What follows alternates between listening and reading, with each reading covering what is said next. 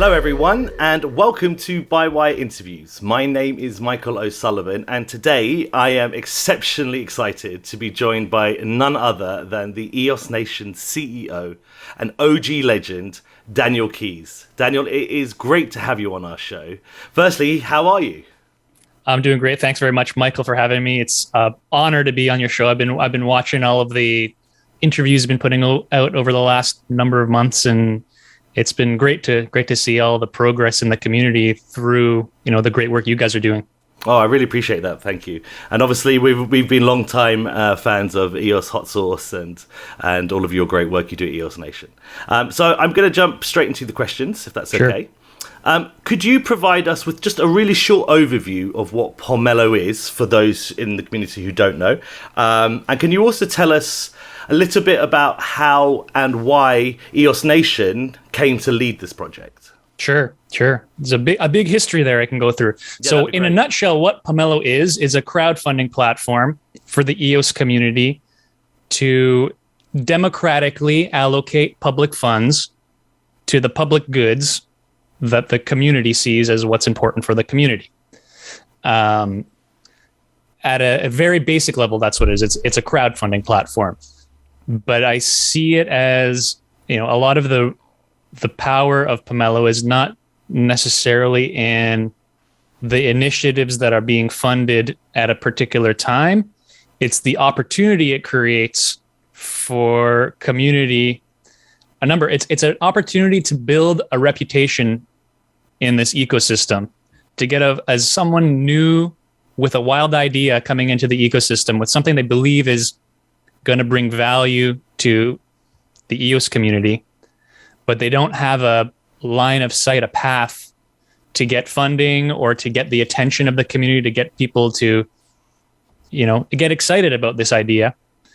Pomelo is that opportunity to experiment with a wild idea at a small scale, build attention from the community through the Pomelo seasons, get a little bit of funding to bootstrap to be able to build a proof of concept, continue building that reputation season over season, because Pomelo happens quarterly. So we do a funding round once every 3 months, and a grant participant can join each season and build upon the success of the previous season. So I believe that the teams or the projects that are going to get the most out of Pomelo are the ones that really are here to do it season after season, build that reputation with kind of the outlook of getting funded in Pomelo is not the final goal. It's growing your community and your project to a point where perhaps you can now seek funding externally from, either a direct grant from the ENF. The ENF has been doing a lot of, direct grants to the projects that have already, the cream that has already risen to the top and have proven themselves over the last 3 years. Those projects already have that visibility. So what about the newcomers to this ecosystem? How do they rise to the top? And how can we make it not take 3 years for them to? So, Pomelo is kind of that. If you think of the ENF as they were elected by the community to allocate public funds from a top-down kind of approach. Pomelo is the bottom-up signal to the ENF and to potentially other, VCs. We got Helios out there looking for deal flow. They need to find a way, identify the opportunities, the quality teams and projects. Pomelo is an opportunity to identify those opportunities. So it's an opportunity for the ENF, it's an opportunity for the VCs, and it's an opportunity for the regular, a regular Joe entering in the ecosystem with no idea how do I get a foot in the door? There's all these opportunities out there, but how do I get to it? Pomelo is the way that you can start that process, get your foot in the door, build your support from the community, and eventually maybe you yourself can become a matching partner. That's I would love to see one day, you know, an unknown person come into the ecosystem, start as maybe they're a donor on Pomelo. They get inspired to create a grant. They build their reputation up to the point where they're getting direct funded, to the point that they're so successful that they're now one of the matching partners, providing matching funds to the Pomelo matching pool. So that's my dream for participants of Pomelo. So how did that sounds amazing. That would be such a journey as well to achieve. So how did EOS Nation then come about leading the project? Sure. Was it your idea or just tell us that story. It was a journey to say the least. So, I would say, why are we doing it? Because we're the ones doing it. There's lots of things to be done, limited number of people to do them. We've been doing this. So Pomelo is actually, you could say it's like our third attempt at solving the problem that we're trying to solve. I entered the EOS ecosystem from the very beginning. What attracted me to EOS was, what attracted me to blockchain was that it was the first thing I saw that was like, it's a technology that actually has the potential to move the needle on progressing humanity to taking control of their own destiny, to not being subject to the whims of centralized authorities that we have very little influence over ourselves as, people on the ground. Bitcoin was the first thing that opened my eyes to that possibility of building an alternative system that makes the old one obsolete. And then I discovered the work of Dan Larimer, through BitShares and Steemit, and EOS. And I saw as EOS was the first blockchain capable of, Bitcoin solves a very specific problem with the monetary system. But there are many other use cases out there suffering from the same problems that our centralized money system suffers from. And I saw EOS as our best hope at being able to provide the user experiences that is capable of solving some of those other things like social media, things like coordinating people to transparently allocate public funds. And one of the things that I found really interesting about EOS was there was when it was first launching, the idea was there was going to be 4% of inflation going towards a savings account, and we're going to have a worker proposal system, and that was very, I saw that as very valuable and critical to enabling this new community to be able to self-fund itself and build the public goods in order to actually make this dream a reality. So our first, but as I'm sure maybe a lot of the listeners do, or they don't. Maybe some of your viewers here don't have that historical context. So I'll share some of it at a high level. Please. Yeah. So again, we had the network launched with that inflation going to a savings account, but with no mechanism designed on how do we come to consensus on allocating that money. So the first step is, okay, we need to build a system to decide on how to allocate this money. So one of the first projects I got involved with EOS Nation was a community project. We were collaborating with many different block producers and community members, and I had the pleasure of sort of serving as the lead project manager of this. Was to build a referendum system for EOS to have the token holders vote on, or to be able to put in place that system of allocating the funding. So, we had a high threshold. We needed 15% of tokens to vote in order to unlock any change. And we built this system and we put it out there, and we found that we were not able to ever hit that threshold of participation to get a strong enough signal from the stakeholders that this was something that stakeholders wanted. So we went back to the drawing board and, continued experimenting. We were involved in creating a worker proposal system for the boss chain. And there was one of the sister chains of EOS that's no longer active. But we were able to continue experimenting with, governance, worker proposal systems, different systems for allocating funding. We did a model on Boss. Then we took what we learned there and tried to build another system for EOS. We got as far as actually building it, working with the Attic Lab team. They built the UI. We built all the smart contracts.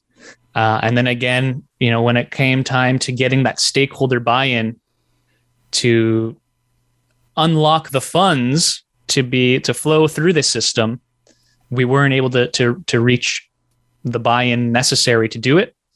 And at the time, this was when Block One was still a key member. They were essentially the ones that they were opposed to this version of the system that we had come up with. Do you know why? So did they tell you why they were opposed to it? I think it was a lot to do with the system that we had come up with. The only consensus mechanism that exists on EOS is DPoS. And we tried using the worker proposal system the first time. Let's get all the token holders to participate to come out, and we couldn't. We failed to do that. So we're like, okay, well, let's just use DPoS. And so the system we came up with was that anyone can submit a proposal, and block producers essentially would vote. Block producers are the elected from the token holders. Any block producer, I forget what our threshold. You didn't have to be a top 21 block producer. It was, anyone in, I think, paid ranks. I can't remember the specifics of the design now. It was, we needed to have every block producer had a plus or minus vote, and but at the end of the day, it would be basically the block producers would vote on what grants get funded. And I guess the concern there, and Block One wasn't the only one. It was, the block producers are already earning the 1% inflation. There's a potential risk of then also having them in control of this additional inflation. We wanted, stakeholders wanted to find a way to put more of a separation there. So we went back to the drawing board, and we wanted to work closely with Block One to understand the kind of their reservations with that design, and work with them to come up with a solution that they could get on board with. And it was probably about a year-long exercise working directly with, mostly it was with Kevin from the PBE at the time. He's no longer with Block One. He was really key through that process. And through that collaborative effort, we came to a solution, which is, hey, Gitcoin has come up with a pretty interesting solution, quadratic funding. They've demonstrated success with this over multiple rounds. So for those not familiar, Gitcoin is a very similar thing to what Pomelo is. It's a crowdfunding platform that uses quadratic funding. Takes a matching pool provided by a donor, a large donor, and allows the community to donate to projects. And your donations are matched from the matching pool, where $100 $1 donations are much more powerful than one $100 donation. So this is on the Ethereum blockchain. So Gitcoin is on the Ethereum blockchain. And we observed, wow, this is pretty cool. So they were getting a large matching pool from Consensus or various other, large Ethereum stakeholders would put up a pot of money, and any community member could put up a proposal, and any other community member could donate to that proposal, and their donations are matched from this matching pool. And in a powerful way where, it's not about how much you donate. You can think of, as a community member, when you're donating to one of these projects, you can think of your donation more as a vote than as a donation, because the donation itself is probably tiny compared to the match that donation is going to get. So the value of participating as a donor is not so much in how much I'm directly giving to that grant. It's the influence I have over the allocation of this large pot of public money. And what Quadratic funding does is it does it in a way it's the most democratic way we've come across to do that. And that's by, instead of having the amount of your vote, the amount of, putting $100, there's a diminishing rate of return on your donation, so that, the whale doesn't decide how this money is allocated. It's the sum of all of the individuals contributing has much bigger impact. So we thought, oh, that's pretty cool. They've seemed to come up with a pretty awesome solution. It's working well for Gitcoin, and Block One was on board with this. They saw this as a viable solution for EOS. So we, continuing to work with Block One, we got a grant from them to build the first version, and they committed to being a matching partner. So that was what made, this doesn't work without a matching pool. The matching pool is really what makes Pomelo and Gitcoin. It's kind of the secret sauce that makes this thing work. Just to interrupt you, how much was the grant from B1, and how much did they pledge for the matching pool for season 1? So they have not made any specific commitments to the matching pool. So it was when they committed to it was a soft commitment. Whereas the grant, it was something in the $650,000 range for the grant over the course of 3 milestones. So the idea was that, I don't have the exact number in front of me. It was something around 650,000 paid out over 3 milestones. So we've received 2 of the 3 payments. The first upfront for our first season. Second, for now, we're preparing for the second season, and we'll expect a third payment for the third. We've not gotten any specific commitment for them to participate as a matching partner. So they haven't committed one way or another. I'm not sure if their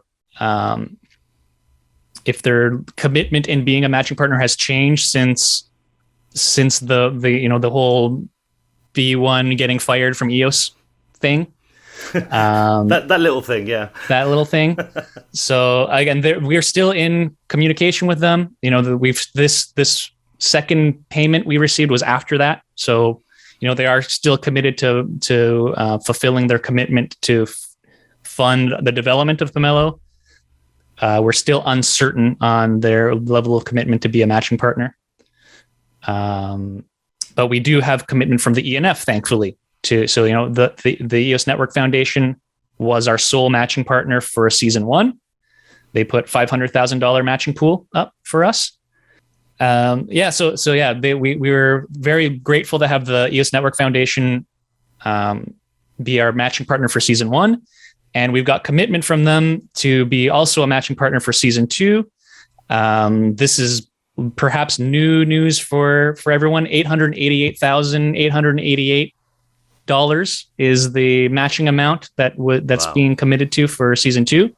So we're growing the pot season over season. That's almost double the amount. They did 500,000 for the first round, I believe, so 888,000. But just before you go on, why do you believe the ENF chose $888,888? And I believe there's some debate over the 88 cents. So why did they do that? So we're, it's right now. It's again depending on when this publishes. Right now, it's Chinese New Year. We're going to be putting out the announcement of this right now during Chinese New Year. 8 is a very lucky number in Chinese culture. Chinese New Year is kind of, you got that lucky money. So we're trying to, I guess, both honor the community that is a big part of Pomelo, and at the same time, it's a kind of a marketing thing too. It's like, hey, lucky money, 8888. It's Chinese New Year. let's have a little bit of fun with it. Get the community excited about this next matching round by tying it into that culture that's meaningful to them. So yeah, we're gonna have some fun with that, in our marketing for season 2. Hopefully that will help generate some excitement. It's like you said, it's quite a bit more than season 1's matching pool. And that's the plan. So we have to scale over time. Over time, Pomelo is going to get better at, for example, defending against things like Sybil attacks. So because Pomelo's matching allocation is based on the number of unique donors to a grant, that creates an attack vector. It's an incentive for people to create multiple accounts to vote for a grant to try to milk that matching pool, rather than having the matching pool go to the genuine desire of the community. It's going to the people gaming the system by creating multiple accounts and doing so. A big part of our challenge is, how do we defend against that type of behavior? And it's something that we're getting better at over time. So we need to scale the risk with our capabilities. So the goal is, we're going to keep improving our Sybil defenses, and over time, hopefully grow that matching pool proportionally to our ability to defend against Sybil, and proportionally also to the community's involvement. So we were actually, the participation in season 1 exceeded our expectations. We were actually, as EOS, the community was in a pretty, dire, everyone's leaving. It's like, now or never, we got to make a move or do something. And honestly, while we're building this thing, we're like, I hope people participate, because there's a lack of participation in the EOS community right now.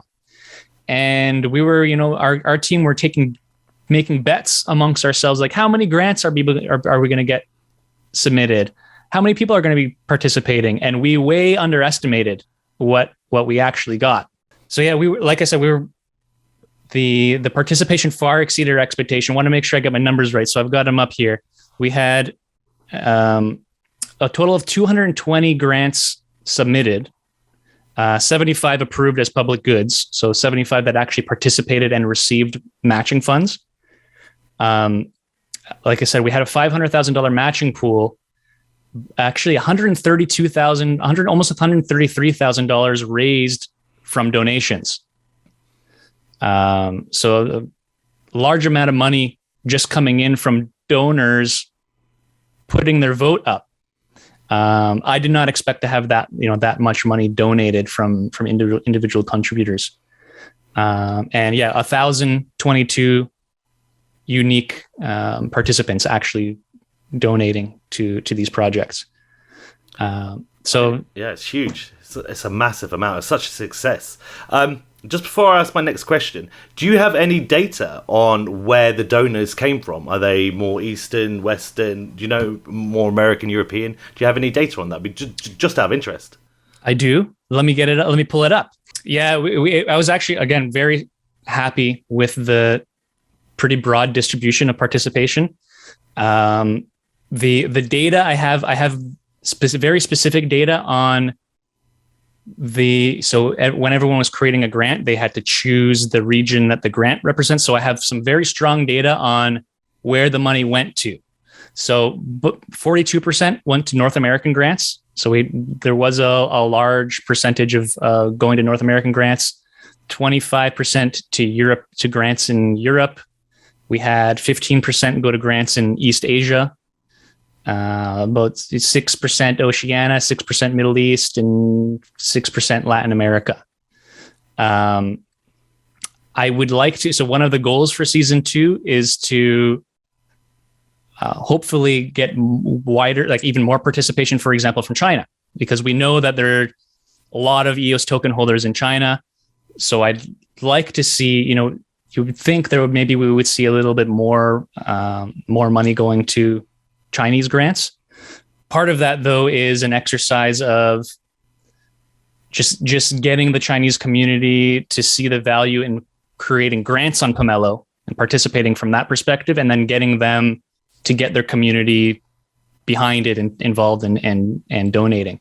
I think the most powerful way for us to grow participation of donors is to really empower the grant owners, get them really, engaged and with quality grants, and have them, promote it to their communities to come and participate. So why then has the ENF been the only matching partner thus far? In fact, let me broaden that question out. For season 2, is there going to be more than one matching partner? And just in general, can you explain what we can expect from season 2? Are there any new features, maybe aside from the Sybil defense improvements? Sure. Yeah. So season 2, there's currently no second matching partners. Besides, so we're doing, speaking of new things we're doing, we're preparing for our season 2 NFT promo. If you're paying attention in season 1, you might have noticed we had like our Pomelo harvest NFT promo. You can buy ingredients to plant a tree and grow pomelos and harvest them from your tree and then blend them into a golden pomelo. This season, we're going to be taking all of the funds raised through that promo. So that was the .gems team who did that NFT promo for us, and they donated 100% of the primary sales to the matching pool. They raised 1,000 EOS. So we actually technically we had 2 matching partners in season 1. We had the ENF and we had .gems with that contribution. For season 2. The plan is to raise the bar and raise even more money through our NFT promo, make it more fun, more engaging. So that's one thing people can look forward to. We're going to be starting that. I even have started by the time this goes live. So besides .gems as a secondary matching partner with the funds raised to this NFT promo, there's currently no other matching partners. Where is Helios? Why aren't they matching? So they do. So we do have interest from Helios to do a specific. They're interested in non-public goods. So we are in conversations on how we might get them involved in a non-public goods version of Pomelo. We don't have capacity to support that for season 2. So, but we are continuing to have conversations about that. Okay. So it sounds like Pomelo 1 overall was just a really great launch, incredible first season. More or less everything seems to have gone right. And it seemed, you've outperformed even your own expectations. So I just wondered then, is that how you feel about season 1? Would you describe it as good, bad, okay? And if you could change one thing about season 1, what would it be and why? Sure.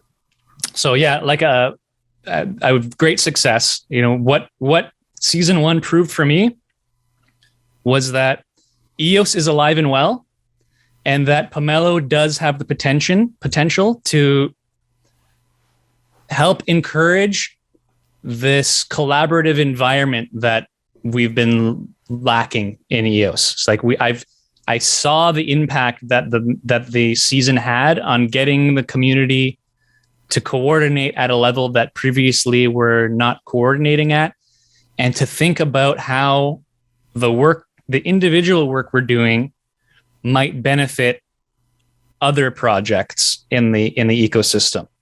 So prior, the EOS community tended to be every project kind of working on their own thing in their own silo, not necessarily building it open source, building it in a way that really only suits their niche use case, and spending a lot of time and money and energy building this thing that great, now we got this thing, but it's only useful for this one use case. And maybe it doesn't get adopted and nothing happens as a result. What we saw through the process of, so I guess we should talk a little bit about public goods. So to participate as a grant owner in Pomelo, it has to be what our Pomelo team is. When we're approving and declining grants, we're not judging it for its level of quality, or we're just judging it, is it or is it not a public good? And then we again, through this quadratic funding mechanism, the community decides, is it quality and worth funding or not? What a public good is basically something that's non-excludable and non-rivalrous. It means anybody can access it for free, and one person accessing it doesn't prevent another from accessing it. Open source software is a perfect example of a public good. And what we were seeing was, especially in the first season, a lot of the participants new to this concept of public goods, coming with an app with a grant where their first draft of this grant was not a public good. It was a private product business. Maybe you could use it for free, but there was not much in there about how do I make this actually usable to the broader ecosystem. And working with these grant owners, finding a way, like, find the public good within what you're building. How might you build your private for-profit product in a way where there are building blocks that you're building within it that are open source, freely available to anyone else to use? Those are public goods. So, for example, EOS Starter was a good example of the EOS Starter in itself is not a public good. It's a for-profit, start launch pad. They didn't get funded for EOS Starter. They got funded for an open source smart contract that anyone can use to create their own launch pad. So, EOS Starter isn't the only project that can benefit from this. If someone else wants to create a different version of a launch pad or some other use case that leverages that, they'll be able to. And again, through that process, we saw kind of these light bulbs going off. Oh, there's an opportunity for me to get funding if I'm building this thing anyways. Sure, I can put a little bit of extra effort to make it open source, make it more general purpose, document it, because it's not having something just open source is not good enough if it's not built in a way where it's general purpose and there's enough documentation that it's actually useful for someone else to be able to use it. So I actually saw in season 1 a success in shifting that mindset in those participants who came through the grant approval process. So again, I see Pomelo as it's more than funding something. It's about like building the culture to enable the collaboration and to grow the reputation and to build the building blocks to create a thriving open source ecosystem.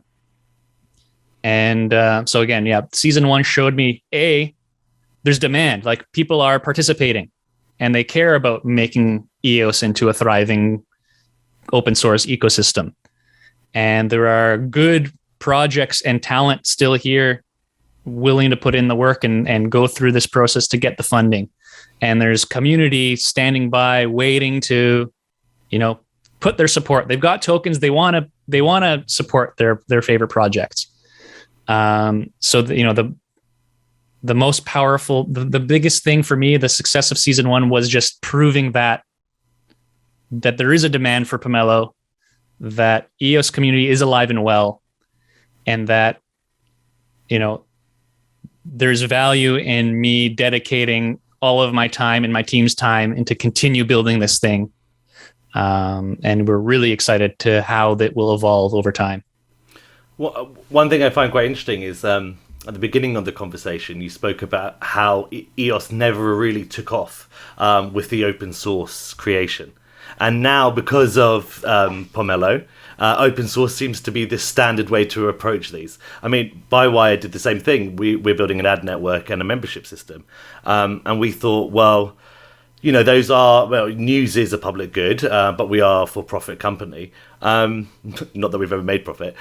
So we were thinking, well, why don't we make the ad network open source? Why don't we make the membership system open source? The membership system will plug and play. The ad network, you know, it will take a lot to make that a success anyway. But anyone can now launch it once we make it open source. So we wouldn't have done that before. And we really only got a small amount of money from Pomelo from this first round. But we're still going to commit to what we said we were going to do. So we're going to make all of our tech, even though it's going to cost a lot more, open source. But like you said, hopefully we'll continue to get funded. And our reputation then, in theory, should grow, and then people should have more trust in us. So I think that's an underrated feature that you guys have kind of put back into the community. So well done for doing that. And I think that's going to really improve the development much better. Yeah, thank you. And I think, again, you're not unique. And I think there were a lot of grants that participated who got less funding than they kind of what their target was. And I would say, yeah, I would not let that discourage those owners from continuing to pursue further funding and all, just adjusting expectations of the community. So we you know, in season 2, everyone's going to have an opportunity to provide an update. So you'll be able to. So you had asked. I don't think I answered this very well. What are some of the features that we can expect for season 2? One of the things we've been really focused on is the transition from season 1 to season 2. How can we make that smooth for the part? You know, we want to really support all of the grant owners who participated in season 1, help them be successful for season 2, and to continue that momentum season over season. So we're working on a process where you can opt in to continue participating take that grant you started in season 1 and carry it over into season 2, and provide an update too. You know, this is what I committed to in season 1. I only raised this much money, so I've modified the scope to be more in line with what's realistic. However, I still want to do these other things that's still, season 2, this is our roadmap. We were hoping to raise this money to continue developing those other features that we had planned. Or maybe, hey, I learned something from that first feature I built in season 1. Actually, that roadmap we came up with in season 1 doesn't make sense based on the insight we gained building that first MVP, because that's often the case. You've got all these assumptions, you've got these grand visions of something you're going to build. You build the first version of it and you find out, wow, people are not behaving the way I expected them to. Back to the drawing board, you can completely scrap the plan or adjust the plan. And so that's not, that's going to be happening. So people are going to put up these grand ideas in one grant and find out that maybe that wasn't such a good idea. So I think we should be encouraging grants to pivot, to change, to adjust their plans as they go. And we're going to do our best to make that, make it easy for grant owners to kind of explain that transition to the community and to show kind of that evolution season over season. So that's one of the things we've been heavily focused on. Another thing is, I mentioned how we'd like to see, we were pretty happy with the broad participation we had. We want to see even more. So we're doing things to, another thing I mentioned was how powerful a grant is in attracting that participation. And one of the things we learned through season 1 was again, going through that process, that back and forth with grant owners was challenging with the tools that we had. And especially in cases where it was a grant that we perhaps didn't have a personal relationship with that person who was pretty offline. We would see someone submit a grant. It'd be like, it's not a public good, but maybe if you thought about it this way, it would be. And the way that we would do it, we'd reach out to them on Telegram, have a chat, have a back and forth. It's not very scalable. And especially, again, it puts those that we don't have a personal relationship with at a disadvantage too. So, the teams who we were able to reach out to got some extra coaching and a higher chance of getting approved, whereas those that we didn't, and we're more, as we're North Americans in Canada, we're more familiar with the North American projects and the stuff, and we speak English. So having that dialogue with, for example, a Chinese project is more difficult for us. So how might we make that better is one of the big things we're focused on for season 2. So we're creating a better feedback loop for grant owners when you end up in this kind of limbo scenario where, hey, we think there's something there, but it's not good enough to approve. We have a new status we put them into. It's like an action required that's going to trigger an email to the grant owner we're supporting 3 languages, English, Chinese, and Korean. So we'll be able to send out a communication in the native languages to those grant owners with, here's why we weren't able to approve you yet, but don't give up. Here's some tips and tricks on how you can make it. So our goal is to get even more grants approved in season 2. And with that, more people participating, because each of those grants will be attracting their community to come and participate. And hopefully, again, we get a wide distribution, not just a lot of North American grants, but we want to see lots of great quality grants from China, from Korea, from Latin America. We saw a lot of participation, from the Latin American community. So that might be, maybe Spanish is going to be the next on our list of languages to support. Not for season 2, unfortunately, but it is on our list. So yeah, just again, really supporting the grant owners, trying our best to support it in the language that they're most comfortable in, and using that hopefully as a catalyst to get more donors to participate. So I'm just freestyling this question. It just came to me now. So forgive me if it's already emotion or if I'm wrong. But it would seem to me that maybe there's some crossover here between what you're doing and what EOS Support is trying to achieve. So I wondered, would EOS Support be able to be part of that process to reach more Pomelo users, or to support those Pomelo users in their journey? I wonder if because they're obviously looking at multilingual approaches. You have that same capacity, so I wonder if there's some crossover there. Yeah, absolutely, and not just EOS Support, the broader community. We want to get high amount of community participation, and we have been seeing that. So EOS Support's been doing a great job helping to support in various languages with people having, for example, issues. So we've actually saw them during season 1 being helpful there. They also participated as a grant in Pomelo and did pretty well. Outside of that, we also had, Chris Barnes was doing interviews with all the different, I don't know about all of them, but he was doing one-on-one interviews with different grant, trying to help spread the word of, hey, what's this grant up all about? Why are they a public good? We had EOS Marketing. They were also another participant in, and they've been doing a lot of work. They're for example working on helping what is it like? What is a public good, and how can they're helping put together some educational material for season 2.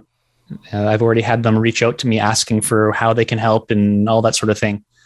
So we're already seeing the community getting involved, and that's another priority for us: is how might we expand that and encourage more of it, get the community involved in more aspects too, like the governance of EOS. So, Gitcoin is pretty, they've just did their 12th round, and they've evolved from, a centralized crowdfunding platform to now they have a DAO with all these work streams who are focused on different elements of improving and governing Gitcoin. We see, Pomelo similarly evolving over time in a way that brings more community, gives the community more of an opportunity to participate in the governing of Pomelo. So I don't want it, ideally, Pomelo isn't always the gatekeeper of, are you a public good or are you not a public good, for example. It would be great if we had a way to get more community input or oversight over that. It would be great. Another thing that the Pomelo team is currently 100% responsible is identifying and reacting to rules breaking and governing what are the rules. There was one grant that we had to disqualify during season 1. There were we had to do some adjustments to the matching allocation based on our analysis, seeing signs of, for example, that pattern of someone creating multiple accounts and donating to one. We have tools to monitor for that. And then we take action on the evidence that we see. We foresee a future where, we got more of the community involved in identifying,